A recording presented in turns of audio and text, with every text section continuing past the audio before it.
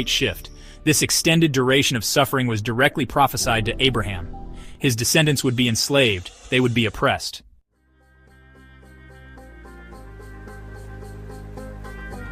Section 2, The Valley Awakens, a Stirring of Spirit. A profound spiritual event commenced as this 400-year period neared its absolute end. Around the year 2017, a stirring began.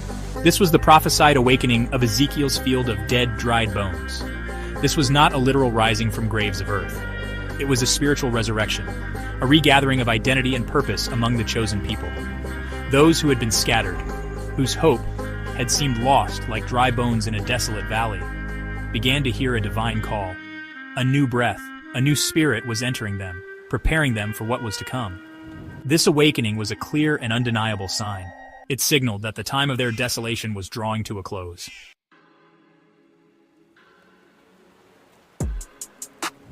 Section 1. The Earth Groans. Nature's fury unleashed. The very earth will begin to convulse under the weight of impending judgment. A great devastation is coming, a fury born of divine wrath. Father Yahweh himself will unleash this power. Fire proceeds from his mouth. Storms churn within his belly. These are not mere metaphors, but terrifying realities. The initial signs will be unmistakable. Nature itself will become an instrument of correction, a herald of the changes to sweep across the globe. The world will feel the first tremors of an ancient anger, long held in check but now released.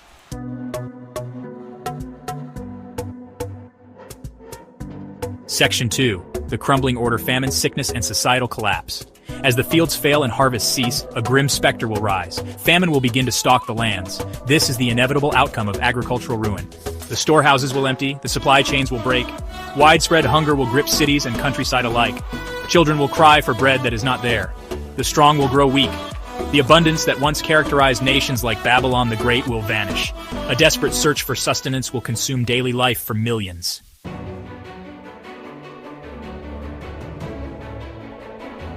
Then a new horror will be unleashed upon the earth. The four winds, held in check by angelic restraint, will be released. They will blow with their full, unmitigated force. This will signal an even greater escalation of calamity. A new dimension of divine judgment will unfold. The destructive power will be immense, indiscriminate. No corner of the earth will be shielded from their passage. These are not ordinary winds, but agents of Yahweh's righteous fury. Their release marks a point of no return in the unfolding devastation. A great and terrible heat storm will sweep across the globe.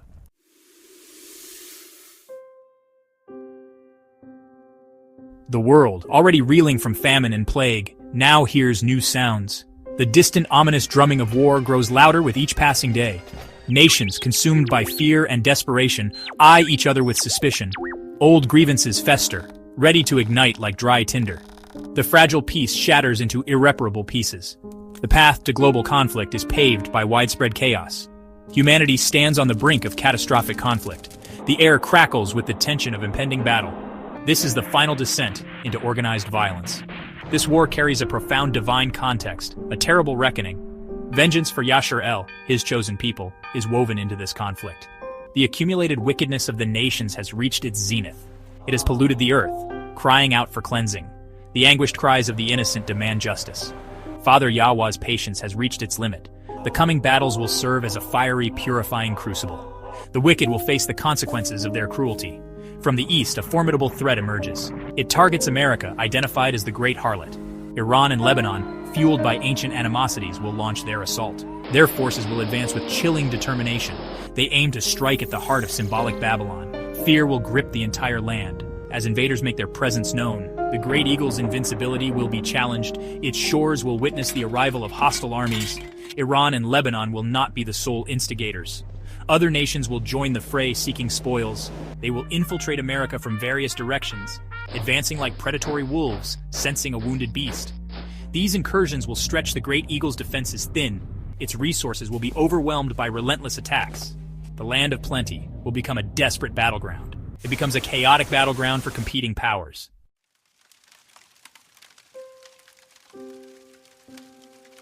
As if the terrifying onslaught of external invasions were not sufficiently devastating, a deeper, more insidious rot will simultaneously manifest itself from within the nation. An enemy lurking within the very fabric of America will reveal its treacherous face. This internal adversary, having festered quietly in the shadows for many years, will strategically seize this opportune moment of widespread chaos and vulnerability. Discontent, which had long been simmering just beneath the surface of society, will suddenly boil over into open, violent rebellion against the established order.